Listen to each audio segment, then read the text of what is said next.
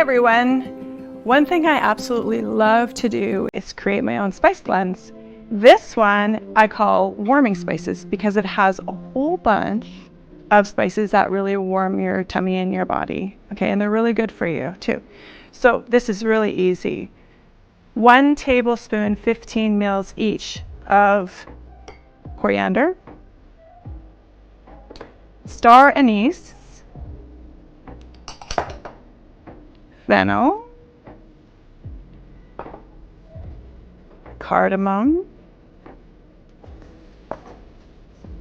cinnamon,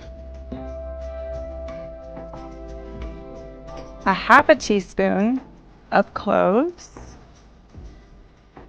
and then a half a teaspoon is like 2.5 mils. 2 teaspoons of nutmeg, so that would be 10 mils, okay? And so we're just going to whisk this all up. Sorry about that noise. And then you can see that it's just a beautiful color. And then you can add this to soups, stews, warm milk even, baking. This would be great in a pie or cookies.